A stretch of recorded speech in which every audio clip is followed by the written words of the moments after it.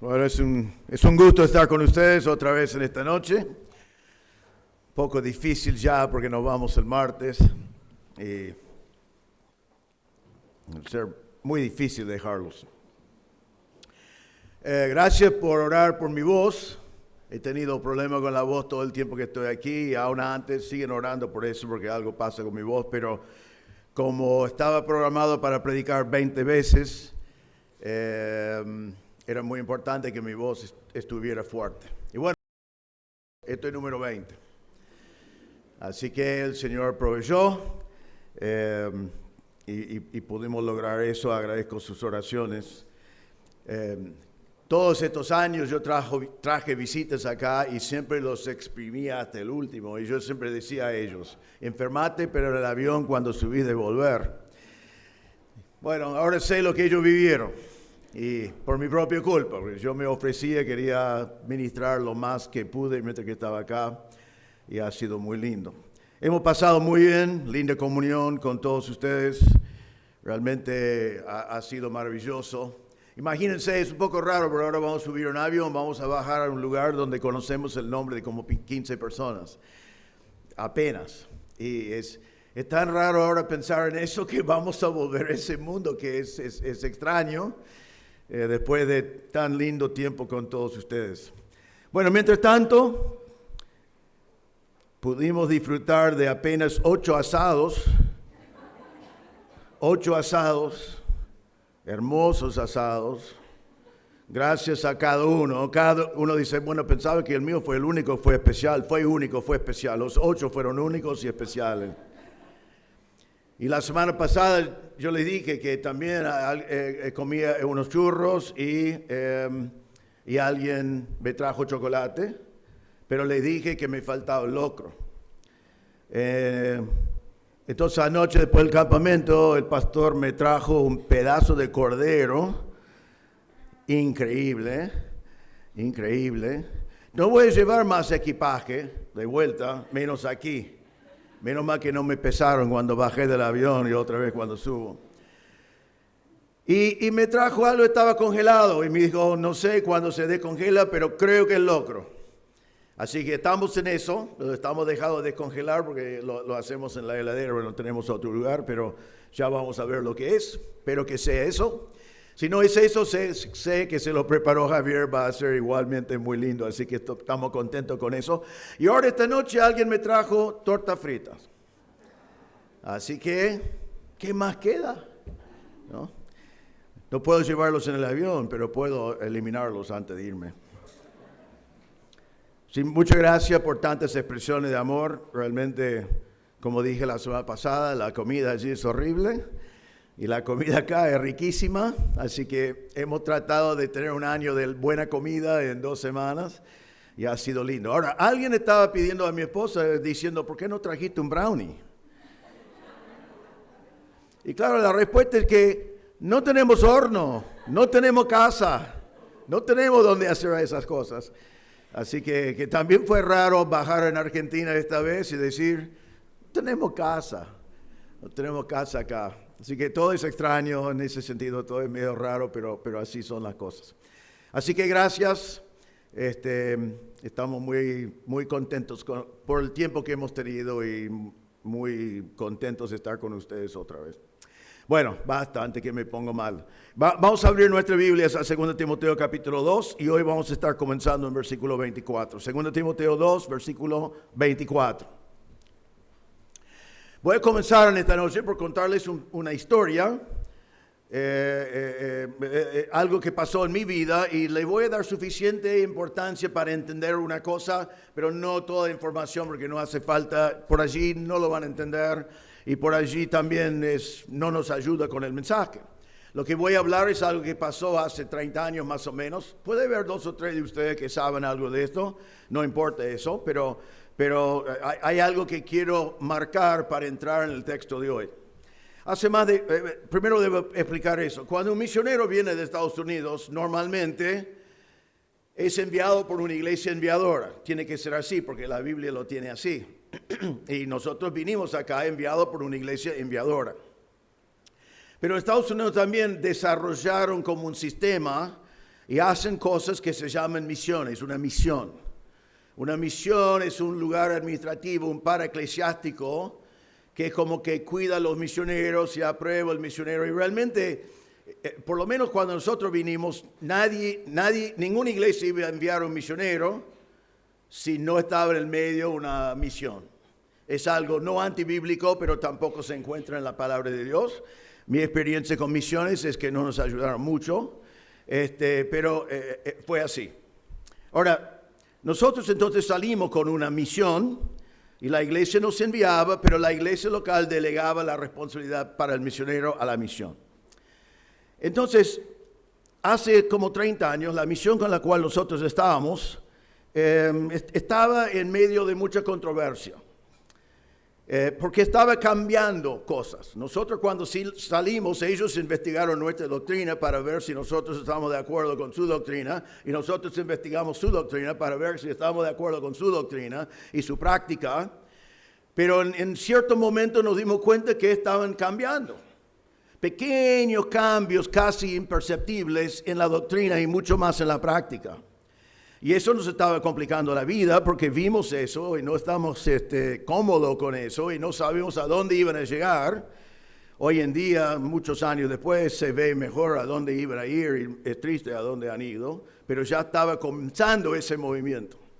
Ahora, pero también les digo, sin darle muchos detalles, cambiar de misión, decir, vamos a renunciar de esa misión y ir con otra misión, porque las iglesias no iban a dejar que estés en el campo misionero sin una misión, fue muy traumático, fue muy complicado, por muchas razones, fue muy complicado, es algo que nadie quería hacer nunca, inclusive por razones éticas y por razones de documentos firmados en aquel entonces. Era muy posible que si dejamos la misión no podemos quedarnos en Argentina. Entonces imagínate, estaba pensando, necesitamos salir de esta misión, pero si salimos de la misión, quizás vamos a tener que salir de Argentina. Sabemos que Dios quiere que estemos en Argentina, no estamos tan seguros que Dios quiere que estemos con esta misión.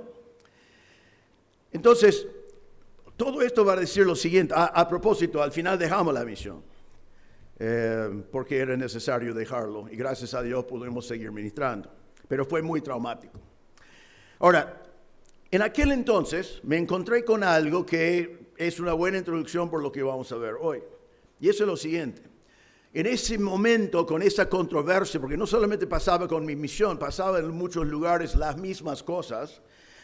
Y en el mundo eclesiástico que yo conocí en Estados Unidos, con cientos de pastores que yo conocía, y etcétera, se dividieron en dos grupos en cuanto a los cambios que estaban pasando. Ahora, un grupo fue así. Ellos querían mantener a todo costo la doctrina, tener una postura correcta y tener una práctica de acuerdo con esa doctrina. Amén. Eso fue, yo digo, eso debe ser mi grupo. El otro grupo era como decir, y el mundo cambia, hay que ajustarnos, hay que cambiar algunas cosas. Total, no vamos a ir muy lejos, pero vamos a hacer unas cosas así. Y vos decís, bueno, eso fue fácil, Reinaldo, esto es tu grupo. Bueno, hubiera sido mi grupo, pero pasaba algo. Este grupo tenía una postura doctrinal correcta, con una actitud podrida, la palabra más clara que puedo usar. Ellos, en el nombre de defender la sana doctrina, en este mundo donde habían dos grupos, chismearon, calumniaron, inventaron cosas, mintieron, tiraron cosas en público, insultaron en público, hicieron cualquier cosa. Y yo digo, eso es mi grupo, pero no puedo identificarme con ese grupo. Porque su doctrina sí, pero su actitud no glorificaba a Dios. Y es más, dejó en ridículo su postura correcta doctrinalmente, porque la actitud que comunicaron demostraba buena doctrina, pero mira cómo lo ponen en práctica. Entonces eso no pudo ser mi grupo. El otro no podía ser mi grupo tampoco. Y me quedé como una isla. Una vez me acuerdo que una iglesia que nos sostenía, que era de este grupo, me pide una reunión para saber mi postura. Yo digo, ustedes ya conocen mi postura. Yo estoy de acuerdo con su doctrina, estoy manteniendo esa postura. Pero me invitaron a una reunión y las primeras palabras que nos dijeron eran, contanos todas las cosas malas que podés de tu misión.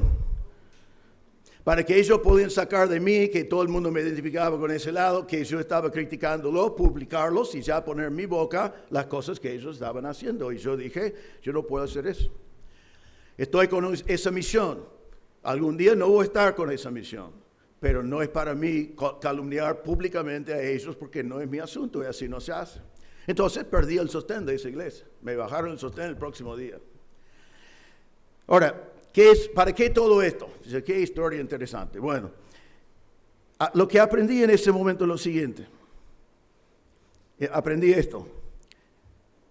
Tener la posición doctrinal correcta es importantísimo, pero no es suficiente. Escuchen bien lo que voy a decir, no quiero dejar ningún malentendido. Tener la posición doctrinal correcta es importantísimo, pero no es suficiente. Y encontramos lo que debemos entender de lo que estoy hablando. Y otra vez voy a hablar toda esta reunión, este mensaje de que la verdad tenemos que mantener a todo costo. Pero en Efesios capítulo 4:15 encontramos el secreto que este grupo no entendió y que este grupo no entendió.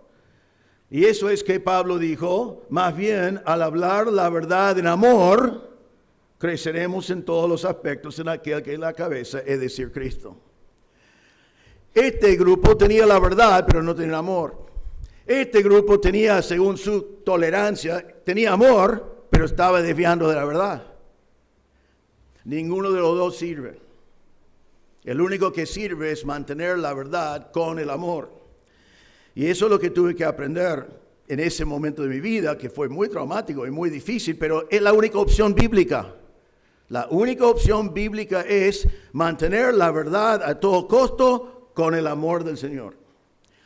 Ahora, ustedes saben que les he comentado que en el barrio donde nosotros vivimos hay un estudio bíblico y el hombre que lo lidera es un hereje. Está enseñando cualquier cosa y yo lo escucho, es insoportable, es terrible, pero les dije que tengo la intención de seguir yendo. Estoy muy preocupado por la gente que están siendo desviados por su enseñanza, pero mi pensamiento es esto. Pienso en un momento invitarle a tomar un café. Y cuando hablo con él eso, una cosa me va a venir muy fácil cuando le hablo ese día que tengo planificado. Y eso es, decirle la verdad va a ser fácil. Eso va a ser fácil. Ya tengo toda la barbaridad que ha enseñado y la verdad va a ser fácil. Mi preocupación es que él va a responder a lo que le estoy diciendo la verdad y yo tengo que presentar esas verdades con amor. Entonces, oren por mí. Una vez que estoy seguro de esa segunda parte, le voy a invitar. ¿Sí? Pero no sirve de nada, al contrario, porque el criterio bíblico es la verdad y el amor. Ahora, en el contexto de lo que vamos a ver hoy, ya les aviso que mi introducción es un poco largo, el mensaje no tanto, aunque no aprendí de Estados Unidos todavía el tamaño del mensaje. Pero vamos a ver el contexto de lo que vimos las últimas 2 semanas, porque enfrentar la falsa doctrina con la verdad es absolutamente esencial. Y hemos visto en este pasaje que debemos hacerlo con denuedo, con resolución, con determinación y sin vacilar. Mire lo que vimos que tenemos que enfrentar la falsa doctrina porque es por el gran peligro que es. Vimos en versículo 14 que no aprovecha, es inútil. Vimos en versículo 14 también que lleva a los oyentes a la ruina. Vimos la palabra en griego, recuerden, catástrofe, es la palabra en griego, ruina. Versículo 16, vimos que conduce o avanza, pero avanza y progresa ¿a qué? A la impiedad. Vimos en versículo 17 que infecta como gangrena hasta matar el cuerpo. Vimos en versículo 18 que es un desvío de la verdad de Dios. Vimos también en versículo 18 que trastorna la fe de algunos. Vimos en versículo 20 y 21 que deshonra al Señor. Y vimos en versículo 3, donde terminamos la semana pasada, que produce altercados o contención. Entonces no hay opción, tenemos que enfrentar la falsa doctrina porque es un peligro. Es dañino, es insostenible, es inaceptable. Es algo que no nos queda otro, tenemos que enfrentarlo. Vimos también que tenemos mandato de Dios para enfrentarlo fuertemente. Tenemos que tomar medidas decisivas que fueron mandadas por Dios. En versículo 14 decía Pablo a Timoteo, hablaba de una exhortación solemne delante de Dios. Esto es importantísimo, tiene que enfrentar estas cosas. En versículo 14, él mandó, no contienden sobre estas pavadas que ellos están hablando. En versículo 16 había un mandato, evita a estas personas, no te acerques, pega la vuelta, no estés con ellos. Versículo 19, Pablo los hablaba públicamente por nombre a los que estaban realmente dignos de disciplina. En versículo 21 nos decía que nosotros, para ser honrosos instrumentos para el Señor, debemos limpiarnos de su doctrina y de ellos.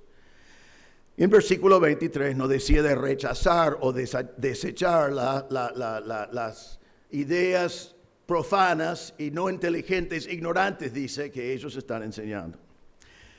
Entonces, la verdad, tenemos que enseñar y tenemos que enfrentar al falso maestro.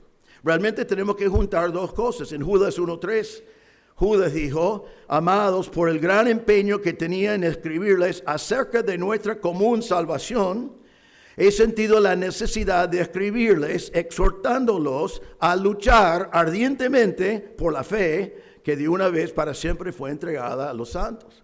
Y allí está diciendo la fe es la doctrina y está diciendo que es necesario luchar ardientemente por la doctrina. Pero por otro lado tenemos Efesios 4:15 que ya he leído, más bien hablamos la verdad en amor. Ahora entonces, el mensaje de hoy en versículos 25 a 26 quizás te va a sorprender. Y quizás te va a parecer al principio casi contradictorio. Porque hemos tenido versículo tras versículo tras versículo tras versículo que dice es un peligro enfrentarlo. Es un peligro, movete, no dejes que eso esté de pie. Pero hoy vamos a ver en los 3 versículos que vamos a ver, lo que yo llamo 3 marcas sorprendentes que Dios exige del siervo del Señor que enfrenta falsa doctrina. 3 marcas sorprendentes que Dios exige del siervo del Señor, que espero que somos nosotros, que enfrenta la falsa doctrina. Ahora voy a leer desde versículo 14 para sacar bien el contexto otra vez y hoy solamente vamos a ver los últimos 3 versículos. Dice así, recuérdales esto, encargándoles solemnemente en la presencia de Dios que no discuten sobre palabras, lo cual para nada aprovecha y lleva a los oyentes a la ruina. Procura con diligencia presentarte a Dios aprobado, como obrero que no tiene de qué avergonzarse, que maneja con precisión la palabra de verdad. Evita las palabrerías vacías y profanas, porque los dados a ellas conducirán más y más a la impiedad, y su palabra se extenderá como gangrena. Entre ellos están Himeneo y Fileto, que se han desviado de la verdad, diciendo que la resurrección ya tuvo lugar, trastornando así la fe de algunos. No obstante, el sólido fundamento de Dios permanece firme, teniendo este sello. El Señor conoce a los que son suyos y que se aparte de la iniquidad todo aquel que mencione el nombre del Señor. Ahora bien, en una casa grande no solamente hay vasos de oro y plata, sino también de madera y de barro, y unos para honra y otros para deshonra. Por tanto, si alguien se limpia de estas cosas, será un vaso para honra, santificado, útil para el Señor, preparado para toda buena obra. Huye, pues, de las pasiones juveniles y sigue la justicia, la fe, el amor y la paz con los que invocan al Señor con un corazón puro. Pero rechaza los razonamientos necios e ignorantes, sabiendo que producen rencillas. Y ahora el texto de hoy. El siervo del Señor no debe ser rencilloso, sino amable para con todos, apto para enseñar, sufrido, debe reprender tiernamente a los que se oponen, por si acaso Dios les da el arrepentimiento que conduce al pleno conocimiento de la verdad. Y volviendo en sí, escapen del lazo del diablo, habiendo estado cautivos de él, para hacer su voluntad. Entonces, con ese contexto, versículos 24 a 26, vamos a ver 3 marcas sorprendentes que Dios exige del siervo del Señor que enfrenta falsa doctrina. La primera marca, el siervo del Señor es marcado por lo que es. Vamos a estar mirando sobre el siervo del Señor y vamos a ver lo que es, no tanto lo que está animado a hacer, porque no es una idea de que haga cosas que él no es importante lo que es. Ahora, ¿qué es lo que es según este pasaje? Comenzamos en versículo 24. En primer lugar, es el siervo del Señor. El hombre que va a enfrentar la falsa doctrina tiene que recordar que es el siervo del Señor. Él no está allí representando a sí mismo. No es mi opinión contra su opinión, no es mi punto de vista contra su punto de vista, sino el siervo del Señor no representa a sí mismo, sino representa a su Señor. Está hablando en el lugar del Señor. Debe imitar al Señor con los mismos atributos que vamos a ver en este pasaje del Señor al comunicarlo. Está hablando con la autoridad de la verdad del Señor. Saben que nosotros cuando predicamos en este púlpito, todos sus pastores que han tenido, predicamos con autoridad. Pero esa autoridad no es porque es pastor, no es porque está en el púlpito. Esa autoridad viene porque es la autoridad de la verdad absoluta de la palabra de Dios. Cuando hablamos la verdad, tiene autoridad. El que está hablando pavadas o está hablando de algo que inventó, puede intentar hablar con autoridad, pero no tiene autoridad. Pero la palabra de Dios es verdad absoluta y nosotros podemos siempre ponernos de pie y hablar con autoridad porque tenemos la verdad de la palabra de Dios. Entonces el hombre que enfrenta falsa doctrina sabe que él representa al Señor y está hablando la verdad del Señor. Vemos que es un doulos, la palabra siervo es doulos. El doulos fue el rango más bajo de esclavo en Roma. El doulos no tenía ambiciones personales. El doulos no tenía una vida personal. Él vivía para el bien de su amo. Entonces, si enfrentamos falsa doctrina, no es para que si hay una pelea por poder en una iglesia, que yo siempre quiero terminar con el poder y él queda sin poder. No debe ser que yo enfrento falsa doctrina para mi propio beneficio, para mi propia ambición personal, para que la gente me vea a mí en cierta manera. Si no, soy un doulos y estoy representando al Señor, enfrentando falsa doctrina, porque contradice lo que dice mi Señor. Y quiero que observen que dice el siervo del Señor. Él no dice a Timoteo, tú como el siervo del Señor, dice el siervo del Señor.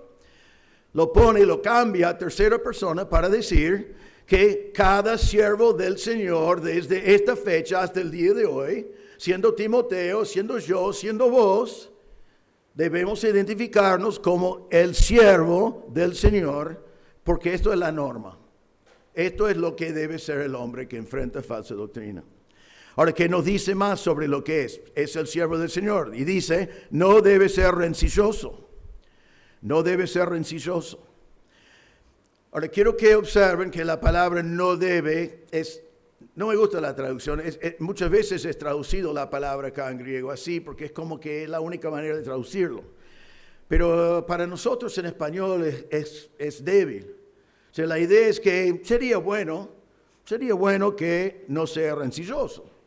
O lo mejor sería que no fuera rencilloso. Pero la palabra de Dios, realmente la palabra allí, tiene más la idea así.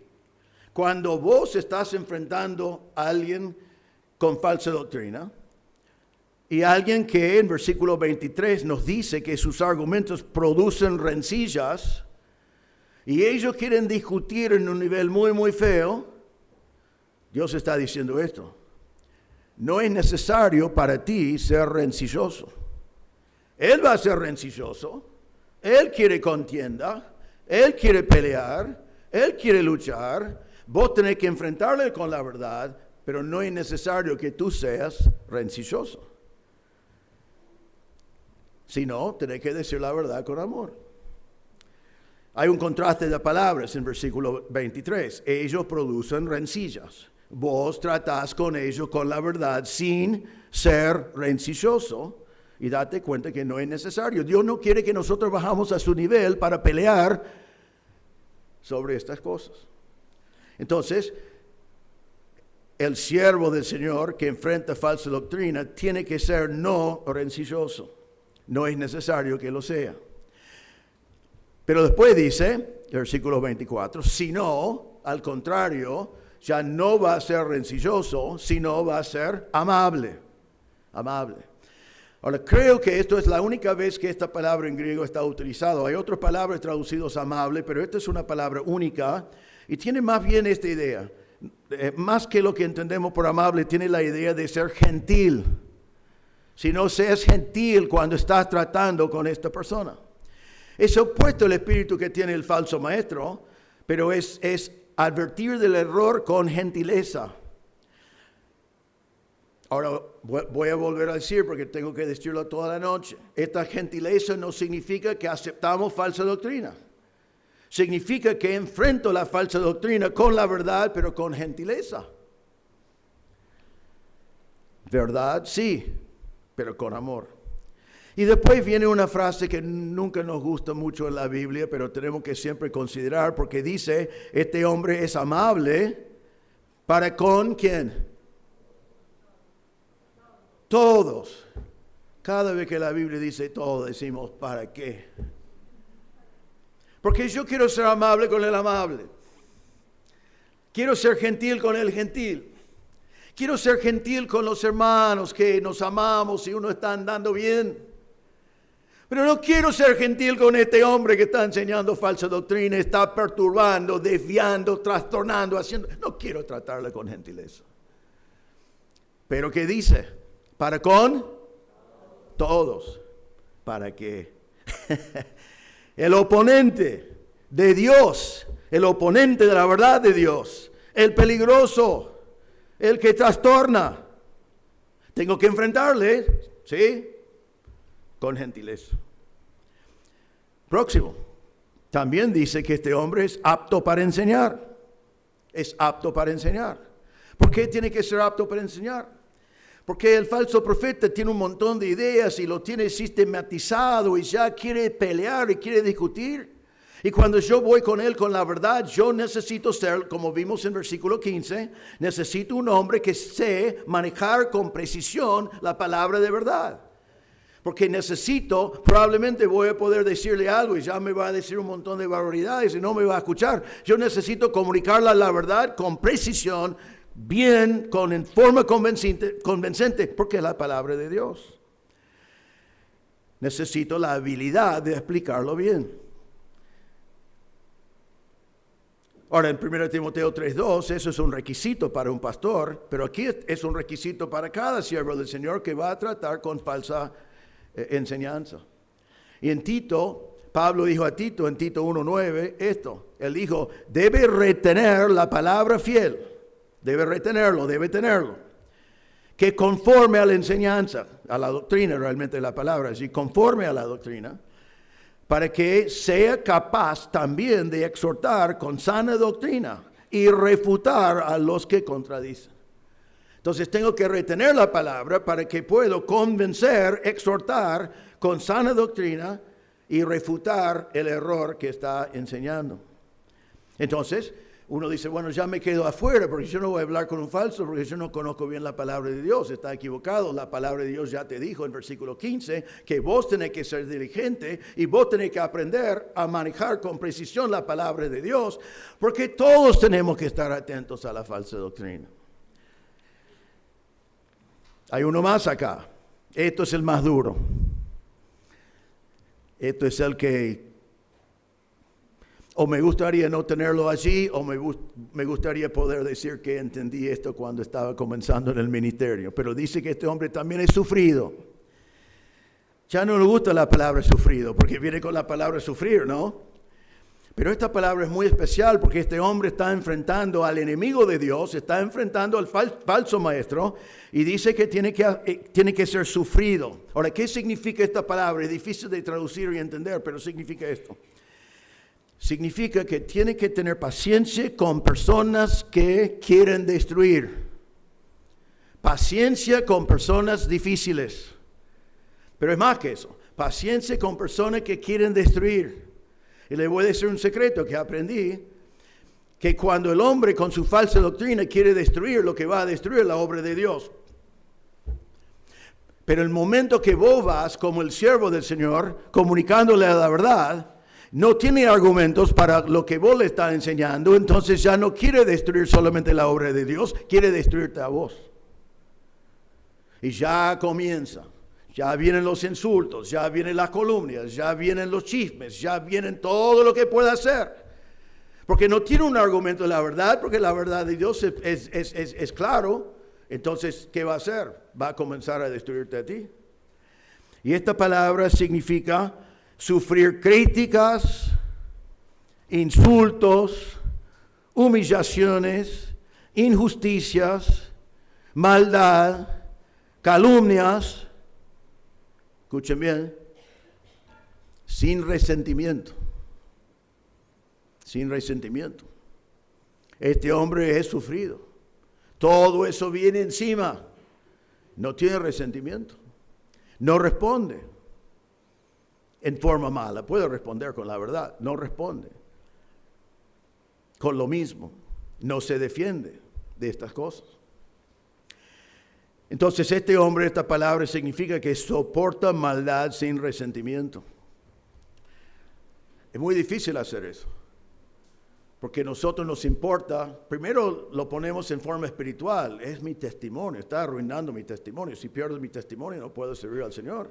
Entonces voy a salir a la guerra para defender mi testimonio. Dejar que el Señor defienda tu testimonio. El Señor puede defender tu testimonio. ¿Y cómo debe ser esto? Porque parece injusto, pero dice que es sufrido, pero mire que tenemos ejemplos en la Biblia de cómo hacer esto. Mire lo que dice de Jesús. Fue oprimido y afligido, pero no abrió su boca. Como cordero que es llevado al matadero y como oveja que ante sus trasquiladores permanece mudo, él no abrió su boca. Nuestro Señor fue insultado, calumniado, le escupieron, le dijeron de todo, le dijeron, le taparon los ojos y hicieron cosas y dijeron, ¿quién hizo esto? Profetiza. Lo pusieron en la cruz y dijeron, si eres el Mesías, baja de la cruz. Él podía haber bajado de la cruz, pero él no abrió la boca.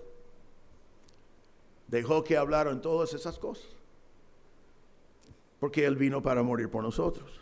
Pedro dijo lo mismo en 1 Pedro 2, 21 a 24. Dice, porque para este propósito han sido llamados, pues también Cristo sufrió por ustedes, dejándoles ejemplo para que sigan sus pasos. Debemos ver el ejemplo de Jesús en sufrir por nosotros y seguir sus pisadas.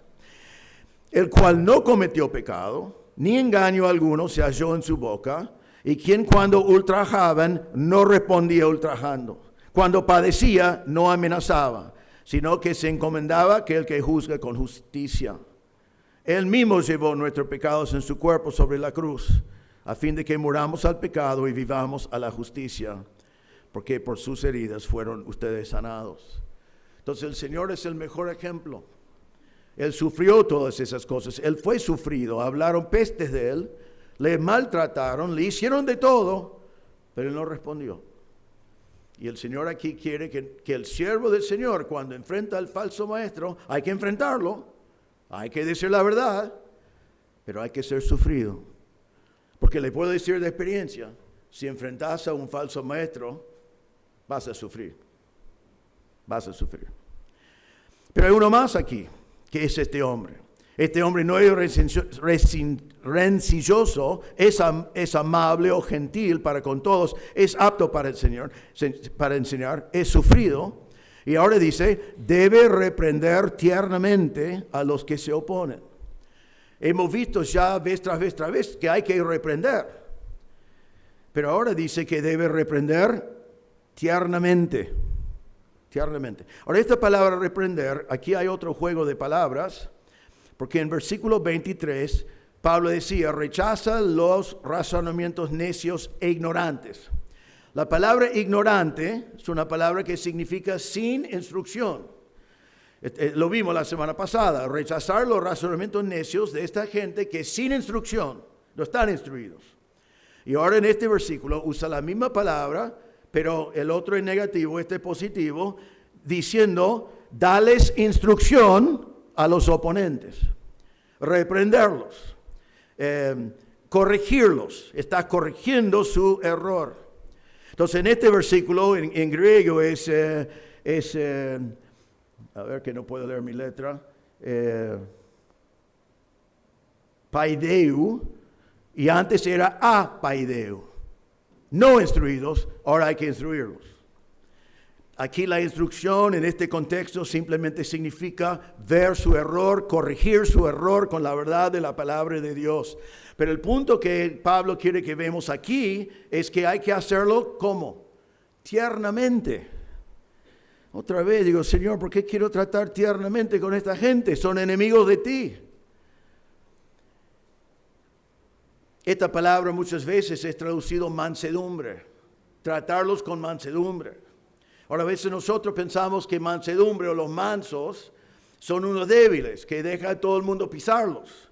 Pero la palabra en la Biblia, mansedumbre o tiernamente, no significa debilidad, sino significa poder bajo control. Cristo era manso, ¿él fue débil? No, para nada. En 2 Corintios 10:1, Pablo dice, yo mismo le ruego por la mansedumbre y la benignidad de Cristo, yo que soy humilde cuando estoy delante de ustedes, pero osado para con ustedes cuando estoy ausente. Él está marcando en ese versículo que Cristo tiene mansedumbre y benignidad, pero no fue débil. En 1 Tesalonicenses 2:7, Pablo dijo a los tesalonicenses, más bien demostramos ser benignos, eso es la palabra, entre ustedes, como una madre que cría con ternura a sus propios hijos. Pablo no fue débil, pero trataba con ternura a la gente que estaba en la iglesia de Tesalónica. Así que aquí está el Señor diciendo, hay que enfrentarlo fuertemente, claramente, siempre enfrentar doctrina falsa. Y aún vemos que él nombró a Himeneo antes, y Himeneo fue disciplinado por la iglesia. Pero aún así, la verdad, presentado tiernamente a los que se oponen con mansedumbre, con autoridad y con poder bajo control. Podemos decir la verdad sin ponernos mal. Entonces, aquí esta primer marca sorprendente es que vemos lo que es el siervo de Dios que enfrenta al falso maestro. Y nos dice vez tras vez, no rencilloso, gentil, sufrido, corrigiendo tiernamente. Muy sorprendente con lo que venía antes. Ahora, uno dice, no lo puedo entender porque tenemos que enfrentarlo. ¿Cómo tratamos a esta gente con esa actitud? ¿Cómo se puede hacer? Eso nos lleva a la segunda marca, que es lo siguiente, versículo 25. El siervo del Señor es marcado por lo que espera. Es marcado por lo que espera. Esto le voy a confesar, yo nunca estudié este pasaje como para este mensaje y me quedé sorprendido yo mismo.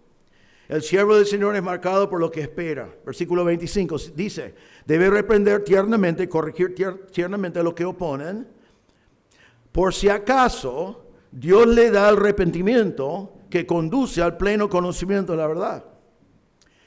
Ahora, lo que Pablo está diciendo aquí es que cuando enfrentamos al falso maestro, que es un enemigo de Dios y su enseñanza es falso, está engañando y trastornando, y tenemos que enfrentarlo, tenemos que hacerlo recordando que Dios es poderoso para redimirlo. Dios es poderoso para cambiarlo. Porque a veces nos dicen, bueno, lo voy a hablar, le voy a matar, lo vamos a excluir, y bueno, menos mal, ya está, porque Él es insalvable. Y es interesante que nosotros miramos alrededor, mirá en ti mismo, acordate cómo el Señor te salvó a ti. Vos estabas en pecado, viviendo en pecado, nacido en pecado, sin esperanza en este mundo, andando con la corriente de esta edad, pero el Señor te salvó. Y te cambió, te transformó. ¿No lo puede hacer con ese hombre? No, con ese hombre no. ¿Sabe que sí? Lo puede hacer con ese hombre. Y debemos enfrentar al falso maestro con esa esperanza. Ahora dice, bueno, te pregunto, quiero que respondan. ¿Dios puede transformar a una persona así? ¿Sí o no? Sí. Y tenemos ejemplos. Voy a leer 3 pasajes un poco largos, pero quiero marcar este punto. 1 Corintios 6, 9, 11. Pablo dijo esto. ¿O no saben que los injustos no heredarán el reino de Dios? No se dejen engañar, ni los inmorales, ni los idólatras, ni los adúlteros, ni los afeminados, ni los homosexuales, ni los ladrones, ni los avaros, ni los borrachos, ni los difamadores, ni los estafadores heredarán el reino de Dios. Está obvio. Mire el pecado que está nombrado allí, pero mire el próximo versículo. Y esto eran algunos de ustedes. Esos son algunos de ustedes. Y dice, pero fueron lavados, pero fueron santificados, pero fueron justificados en el nombre del Señor Jesucristo, en el Espíritu de nuestro Dios. No hay nadie que no es salvable por el Señor. Él puede salvar a cualquier pecador. En Tito 3, 3 a 5 dice casi lo mismo, hablar de los cretenses. Recuerden que los cretenses fue la peor sociedad de la historia, gente malvada, gente complicadísima.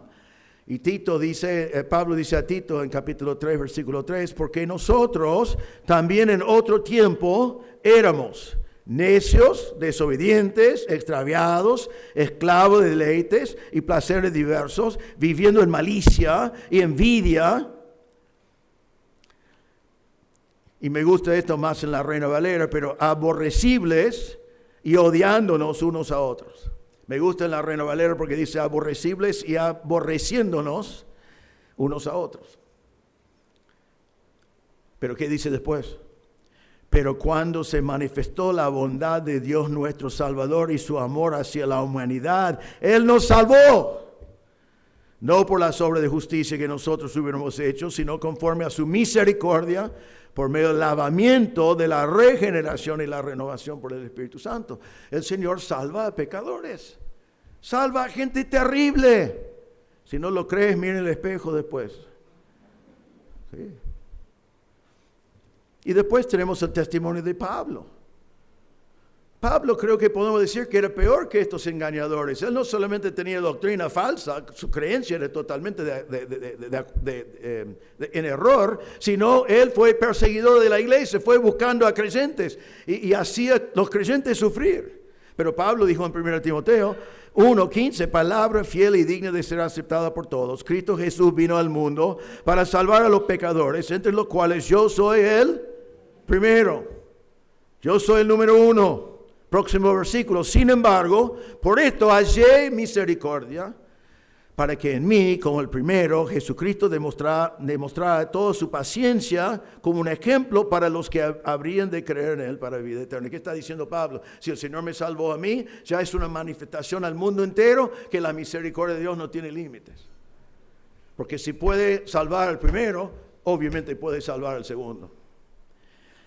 Entonces todo eso para decir que en nuestro texto Pablo está diciendo que debemos estar esperando arrepentimiento. Que este hombre, Dios puede obrar en su corazón. Y quizás podemos decir, por eso lo tratamos así. Y si no lo tratamos así, es mucho más difícil que él realmente responde a la verdad que les estamos enseñando.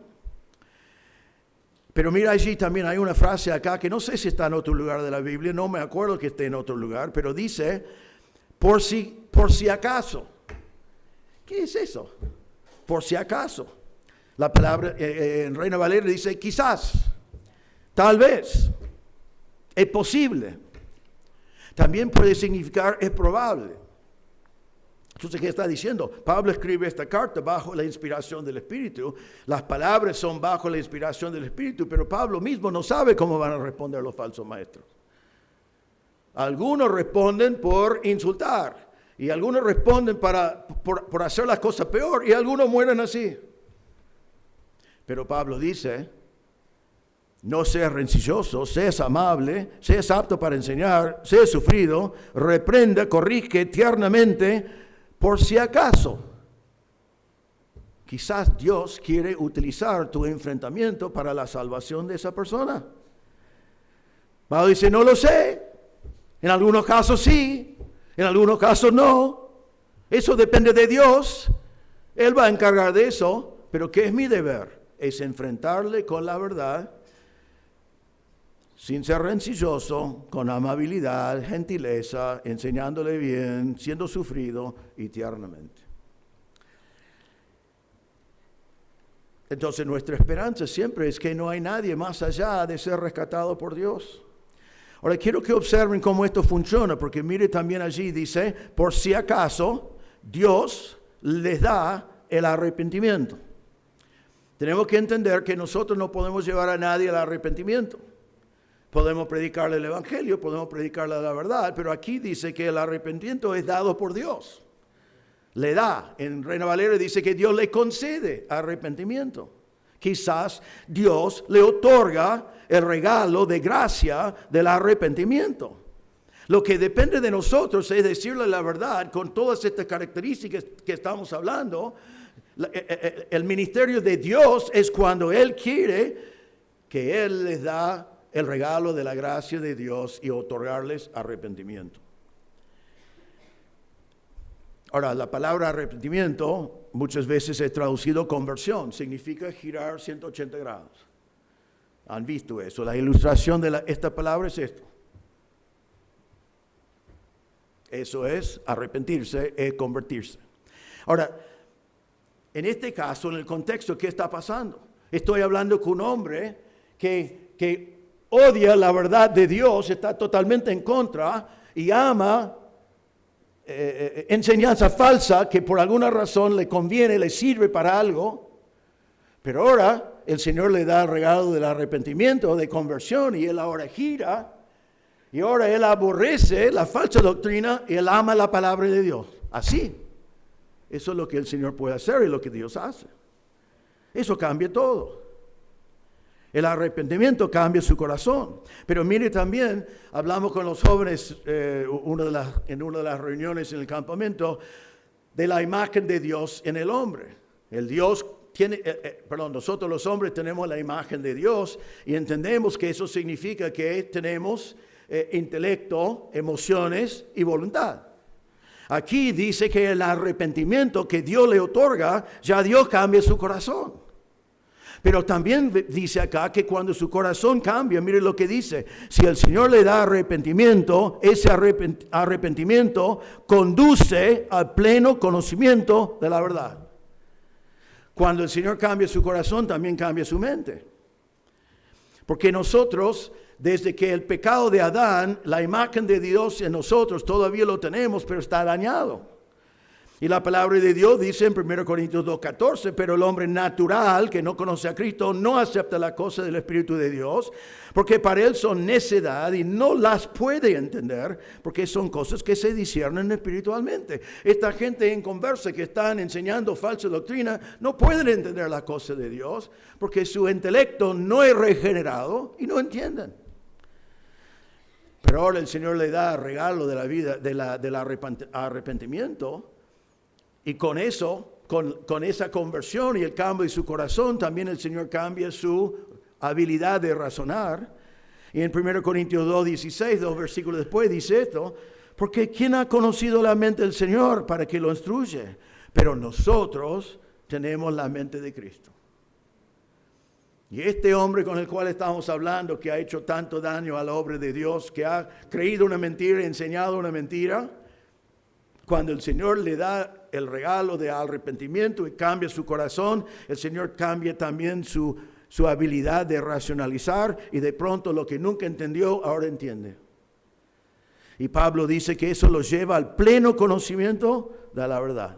Reconoce su error, conoce la verdad de Dios y ahora tiene la mente de Cristo y puede entender. Entonces nosotros, cuando enfrentamos la falsa doctrina y el falso maestro, tenemos que enfrentarlo sin ser rencilloso, siendo amable, apto para enseñar, sufrido y tiernamente, con la esperanza de que Dios utilice la verdad que le estamos dando y le dé el regalo de la gracia de Dios para que se convirtiera. ¿Se va a convertir? No sabemos. Quizás sí, quizás no. Eso es la obra de Dios. ¿Él puede? Amén. Entonces, ¿qué es mi trabajo? Presentar la verdad tiernamente. Esta esperanza marca al Señor, el siervo del Señor que enfrenta al falso maestro. Déjame darles un ejemplo que han escuchado a mí dar antes. Y te quiero hablar de un hombre que yo nunca conocí. Él murió antes que yo nací. Pero aunque murió antes que yo nací, impactó mi vida. Y yo diría también que impactó la vida de ustedes. Este hombre que yo solamente lo conozco por el nombre del tío Ott. El tío Ott. El tío Ott era un hombre, un abogado que vivía en el estado de Pensilvania, en un pueblo no muy grande. Fue un hombre malvado por lo que yo entiendo y fue un abogado que trabajaba para la mafia. Estaba metido en todas cosas ilegales, estaba haciendo todas las cosas que se ven en la televisión, fue un hombre malvado. Y aparte de eso y su trabajo y lo que hacía, él odiaba a Dios, odiaba a los cristianos, odiaba el cristianismo, odiaba todo lo que tenía que ver con el Señor. Y era tanto así, era tan intenso en su odio para ellos, y era un abogado de los mejores. Entonces él dijo, yo voy a leer la Biblia y voy a probar que esto es falso. Entonces se metió a leer la Biblia para probar que todo el cristianismo es falso. Y según la historia que me han contado, él estaba leyendo hasta que llegó a 1 Corintios capítulo 15 y vio en capítulo 15 que Jesús fue visto por un apóstol, por algunas mujeres, por los 11, aquí y allá, y al final fue visto por 500 personas. Nos marca todos los testigos de haber visto a Cristo resucitado. El hombre estaba estudiando eso muy tarde de la noche y corrió allí al dormitorio, despertó a su esposa y dijo, yo como abogado nunca podía perder este caso. Hay tantos testigos que yo podía ganar así nomás. Y con esa verdad, ese hombre malvado se convirtió. ¿Por qué me afectó a mí y te afecta a ustedes en cierta manera? Porque ese hombre, que realmente es una de las primeras personas que quiero conocer cuando llegue al cielo, él comenzó a predicar el evangelio como un evangelista que estaba enloquecido. Predicó el evangelio a todo el mundo, nadie escapaba del evangelio con él. Realmente murió, a mi entender, dentro de 2 años de su conversión murió. En esos 2 años compartió el evangelio con todos. Entre ellos era mi pastor. El pastor más importante en mi vida, que era mi pastor de los 5 a 18 años, él se convirtió con él. El mellizo de él también se convirtió. Uno de los hombres que lideraba la facultad bíblica donde yo estudié, también le ganó para Cristo. Un montón de las personas que yo conocí en mi juventud, que fueron los líderes excelentes en la obra de Dios en mi mundo eclesiástico, él había ganado para Cristo. Él formó un cuarteto en aquel entonces y fueron a la calle y cantaron y predicaron el evangelio. Todo el mundo escuchó el evangelio. Yo pienso en él y digo, gracias a Dios por el tío Ott que nunca conocí, porque mi pastor se convirtió y mi pastor impactó mi vida de una manera increíble. Y esos hombres a muchas vidas. El tío Ott fue una persona así que el vecino enfrente ya le odiaba a él, porque él hablaba siempre de Cristo, lo tenía loco. Y el tío Ott decidió entonces, escribió en su testamento cuando sabía que estaba muriendo, dijo, quiero que mi vecino enfrente sea una de las personas que lleva mi cajón. ¿Y por qué hizo eso? Porque iba a tener que venir a la reunión a escuchar el evangelio. No sé si se convirtió el vecino, pero eso fue el tío Ott. Mi ilustración es que Dios puede salvar al peor pecador y nunca debemos pensar que hay alguien más allá de eso. Y debemos corregir a los falsos con la esperanza, sabiendo que Dios es poderoso para salvarlos. Y quizás conmigo, yo voy a ir corriendo al tío Ott, después en el cielo te lo presento. Impactó mi vida, pero ¿saben qué impactó la vida de ustedes también? Porque muchísimo que yo aprendí para ser un pastor, aprendí de mi pastor que fue llevado a Cristo por el tío Ott. Y así Dios hace su obra. Entonces, la segunda marca del siervo del Señor que enfrenta al falso maestro es que lo hace con esperanza. Número 3, versículo 26. El siervo del Señor es marcado por lo que anhela. Es muy parecido al anterior, pero hay otra cosa aquí. Él está anhelando una cosa. Mira el versículo 26, dice, y volviendo en sí, escapen del lazo del diablo, habiendo estado cautivos de él, para hacer su voluntad. Dice que cuando este hombre recibe el regalo de Dios de arrepentimiento y su corazón es cambiado, él es convertido. y su mente ha cambiado y le conduce al pleno conocimiento de la verdad. Y la próxima frase dice, cuando entiende esa verdad, dice, y volviendo en sí, escapan. Toda esa frase en griego es una sola palabra. Y la palabra significa esto. Le voy a dar lo que significaba originalmente en lo más básico y después cómo debemos entenderlo. Eso significa entonces cuando se arrepiente y recibe ese pleno conocimiento, dice que volviendo a ser sobrio después de una borrachera muy fuerte. Es como en su falsa doctrina, estaba perdido, estaba fuera de sí, estaba como si fuera un borracho, pero ahora entiende la palabra de Dios y vuelve en sí, se despierta. Y dice, mira lo que estaba enseñando, horrible, mira lo que es la verdad de Dios, qué bueno que es. La frase podía ser traducido para hoy en día, recuperar los sentidos, despertarse de una borrachería. Y como lo hace por medio del conocimiento de la verdad, cuando el Señor le salva. Y dice que él vuelve a sí mismo y cuando mira alrededor se da cuenta que todo este tiempo ha estado atrapado por el lazo del diablo, siendo cautivo del diablo y haciendo la voluntad del diablo. Entonces el anhelo de nosotros cuando enfrentamos un falso maestro es que se convierta, entiende la verdad y que esté librado del poder de Satanás. Nosotros sabemos también, y esto lo confirma en cierta manera, que todo este tema de la falsa doctrina realmente viene de Satanás. Satanás es el autor de la mentira, el autor del engaño, y viene de él. 1 Timoteo 4:1 habla de, perdón que se me fue mis versículos con el teléfono acá, allí está. Dice que hay espíritus engañadores y doctrina de demonios. Falsa doctrina viene de los demonios, no viene de Dios. En 1 Timoteo 1:20 vimos que Emineo y Alejandro fueron entregados a Satanás para que aprendieran a no blasfemar. Satanás estaba involucrado en todo eso. En 2 Corintios 11 nos dice, me pasó lo mismo esta mañana, que me pasé por teléfono mis versículos 2, 3 veces ya y esto no sé qué pasó. Pero 2 Corintios 11:13 dice que los siervos de Satanás se disfrazan como ángeles de luz, como Satanás mismo. Entonces se ofrecen como si estaban diciendo la verdad, pero es un disfraz porque es mentira y atrás de eso, ¿quién? Satanás. Efesios 6, 11 y 12 dice, revístense con toda la armadura de Dios para que puedan estar firmes contra las insidias del diablo.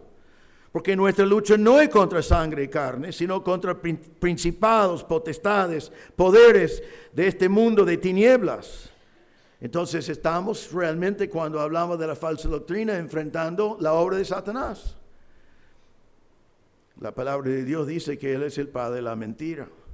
Entonces, debemos estar conscientes de eso. Entonces, este hombre, cuando ha sido enfrentado, el Señor le convierte, mira alrededor y dice, he sido cautivo de Satanás.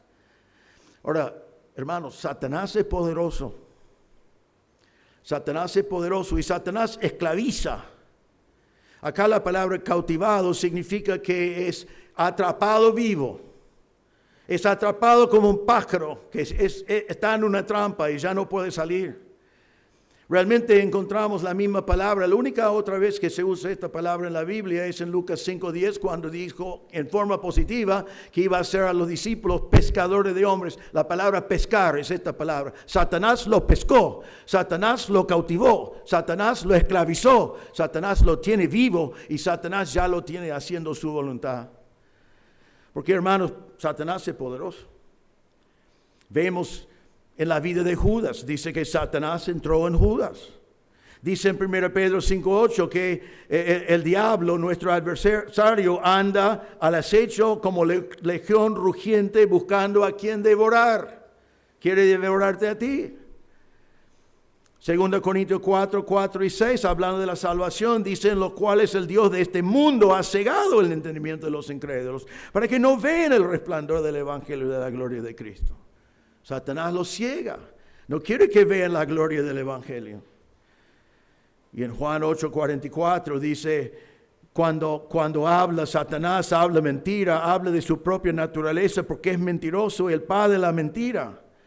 Entonces Satanás es poderoso y quiere atrapar, esclavizar, y lo hace por medio de falsa enseñanza. Y aquí el hombre se encuentra que fue atrapado con su lazo, capturado vivo, bajo el control de Satanás y viviendo para Satanás. Así es la voluntad del diablo. Con su falsa doctrina, sus mentiras y el engaño, Satanás es poderoso. Pero ¿quién es más poderoso? ¿Alguien sabe? ¿Quién es más poderoso? El Señor es todopoderoso, es omnipotente. Es el Dios aquí que otorgó arrepentimiento a esta persona que fue cautivado por Satanás. Es el Señor que con su poder lo transformó, lo trajo la conversión. Es el Señor poderoso que le dio regeneración y renovó su mente para que pueda conocer la verdad, rechazar el error, volver en sí, darse cuenta de dónde está. Y es el Dios que es tan poderoso que puede librarnos del poder de Satanás. Y ojo que no hay nada acá de algo mágico que algunas iglesias tratan de enseñar que se llama liberación. Esto no es liberación por unos encantos, una cosa que no está en la Biblia. Esto es liberación del poder, por el poder de Dios, usando el mensaje del Evangelio, la verdad de la palabra de Dios. Eso es lo que lo libera. Romanos 16:20 dice, el Dios de paz aplastará pronto a Satanás debajo de los pies de ustedes. Hebreos 2:14 y 15 dice, también Jesús participó de carne y sangre para anular mediante la muerte el poder de aquel que tenía el poder de la muerte, es decir, el diablo, y librar a los que por el temor de la muerte estaban sujetos a esclavitud durante toda la vida. Ya no somos esclavos, ya no tenemos miedo de la muerte, ya no tenemos miedo de la paga del pecado, porque Cristo pagó nuestra cuenta y nosotros somos libres del poder de Satanás. Y Apocalipsis 20:10 dice que en el futuro, cuando viene el juicio, Satanás será arrojado al lago de fuego y azufre, donde también está la bestia y el falso profeta, y serán atormentados día y noche por los siglos de los siglos. Gracias a Dios nosotros podemos enfrentar al falso y lo hacemos sin ser rencillosos, en forma amable, apto para enseñar, sufrido, tiernamente, sabiendo que Dios es poderoso para traerle el arrepentimiento y convertirlo, cambiar su mente para que entienda la verdad y librarle del poder de Satanás, para que pueda dejar de servir a Satanás, que es lo que hacen los falsos maestros, y ahora ¿qué? Servir al Señor que le salvó. Qué poderoso que es nuestro Dios. Y entonces, hermanos, lo que estamos viendo en todo este pasaje es que el Señor nos dice la manera de enfrentar al falso maestro, pero también nos dice por qué lo tratamos así. Así que para ir terminando, resumimos así. Quiero que sepan de estos 3 mensajes y todo lo que dice la Biblia, para tu vida y para nuestra iglesia. La verdad es no negociable. No negociable. ¿Por qué? Porque Dios no solamente dice la verdad, Dios es verdad. Y falsa doctrina es un peligro. Tenemos que advertirlo, tenemos que enfrentarlo. No tenemos que dejar que haga sus desastres en nuestras vidas o en nuestra iglesia. Hay que evitarlo, rechazarlo, desecharlo, limpiarnos de eso. Y a veces es necesario disciplinar. La verdad no es negociable. Pero el amor también es no negociable. Es no negociable. Porque también el Señor es amor. No solamente ama, sino Él es amor. Entonces, verdad no negociable. Amor no negociable. Entonces, ¿cómo enfrentamos el maestro falso? Sin ser rencilloso, amablemente, sufridos, tiernamente, con esperanza. Que tal vez, si acaso, si el Señor quiere, Él va a otorgar arrepentimiento, vamos a hacer una conversión, una obra milagrosa de Dios, le va a regenerar, darle entendimiento, será libre del lazo de Satanás, va a volver en sí, va a escapar y va a servir al Señor. Así que, espero que te identificas a vos mismo como un siervo del Señor, porque esto no es solamente para el pastor, todos tenemos que estar atentos a eso. Y siendo siervo del Señor debes, versículo 15, ser diligente en manejar con precisión la palabra de Dios Y cuando ves doctrina falsa, debes enfrentarlo con dos cosas: verdad resoluto y amor genuino. Eso lleva madurez, requiere madurez, pero es lo que el Señor quiere. En un caso así, vamos orando por esa persona para que se convierta. No sé en qué momento, por allí les voy a comunicar si y cuándo pasa, pero en algún momento pienso hablar con el hereje que está enseñando en mi barrio. Y voy a hablar, no sé si es salvo o no, no he podido captar con seguridad si es salvo o no. Sé que toda la doctrina que he escuchado es antibíblico. Realmente una barbaridad. Pero cuando le hablo, quiero decirle la verdad con amor y voy a estar orando que él responde. Y si no es salvo, que sospecho que es así, que se convierta. Qué hermoso sería si el año que viene puedo volver y decir, ¿sabe qué? El hereje ya está enseñando la verdad. Porque fue regenerado, su mente fue cambiado y ahora él sabe que todo eso fue de Satanás y ahora está siendo siervo del Señor. Así que así tenemos que hacer nosotros para proteger a nuestras vidas y nuestra iglesia de los falsos maestros. Ahora quiero terminar con eso. Quizás hay alguien presente en este momento que no conoce al Señor. Y el Evangelio también tenemos que tener este mismo criterio. Tenemos que decir siempre la verdad con amor. Hay algunos que por amor, entre comillas, no quiere decir a la gente que son pecadores. Dice, mire, por allí metiste la pata alguna vez y necesitas de Cristo. ¿Qué es meter la pata? Somos recontra pecadores, sin esperanza en este mundo, necesitamos de un Salvador. Si estás aquí y no conoces a Cristo, déjame decirte esta verdad con amor. Romanos 3:23. Por cuanto todos pecaron y no alcanzan la gloria de Dios. Por amor quiero decirte la verdad, que eres pecador, todos somos, eres pecador. No vas a llegar al cielo por tu cuenta. Necesitas de un Salvador. Con amor te voy a decir la verdad de Romanos 6:23 que dice, porque la paga del pecado es muerte. Tu pecado hace que mereces el infierno eterno, la muerte eterna, y no puedes arreglarlo tú. Déjame decir con amor la verdad de Romanos 10:9 que dice que si confiesas con tu boca a Jesús por Señor y crees en tu corazón que Dios lo resucitó de entre los muertos, serás salvo. Si entiendes que eres pecador, confieses que Jesús es Señor, crees en tu corazón que Dios lo levantó, serás salvo, porque todo aquel que invoque el nombre del Señor será salvo. Satanás quiere cegar tu entendimiento, 2 Corintios 4, en los cuales el Dios de este mundo ha cegado el entendimiento de los incrédulos, para que no vean el resplandor del Evangelio de la gloria de Cristo, que es la imagen de Cristo.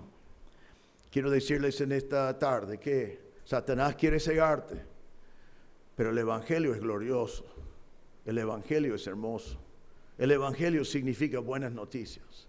Y las buenas noticias comienzan con malas noticias. Eres pecador, camino al infierno, vos no podés salvar a ti mismo. Pero las buenas noticias es que Dios te vio en tu situación, envió a Jesús siendo Dios mismo. Él murió en la cruz por tus pecados. Él murió y resucitó, ganó la victoria sobre el pecado y sobre la muerte y te ofrece la salvación, la vida eterna, el perdón de pecados. Simplemente tenés que decir al Señor en tu corazón, creyendo, Señor, es verdad, soy un pecador, no merezco nada de ti, pero creo que Jesús murió en mi lugar. Creo que pagó la cuenta por mis pecados. Creo que resucitó y pongo mi fe en Cristo como mi Salvador. Y la Biblia dice que Él te salvará. Eso es la verdad, hablado con amor. No deje que Satanás te cegara. Pongo tu fe en el Señor Jesucristo. Oremos. Señor, te damos gracias por estas verdades. Te damos gracias, Señor, que en el medio de este contexto donde vimos fuertemente que tenemos que enfrentar enseñanza falsa y proteger la iglesia de esa doctrina falsa y dedicarnos a predicar la verdad. Pedimos, Señor, que esta iglesia esté firme en eso hasta que el Señor venga. Pero ayúdanos también a entender que tú no solamente eres verdad, sino tú también eres amor. Y no estás diciéndonos que cambiamos nuestra presentación de verdad, simplemente nos está diciendo que enfrentamos al falso maestro con amor. Ayúdenos, Señor, a tener la madurez de hacer eso. Que todos podamos vernos como siervos del Señor. que todos podemos estar atentos a falsa doctrina y que cada vez que tenemos que enfrentarlo, que estemos firmes en la verdad sin vacilar, pero también firmes en expresar esas verdades con el amor tuyo, para que podamos hablar la verdad con amor, siendo creyentes maduros. Señor, pido si hay alguien presente hoy que no conoce a Cristo como Salvador, que en este mismo momento tu Espíritu Santo le convencería en su corazón de su pecado y que no puede llegar al cielo por su cuenta, y que ahora mismo podía poner su fe en Jesucristo y la obra de Cristo en la cruz cuando murió en nuestro lugar. Damos gracias en el nombre del Señor Jesús. Amén.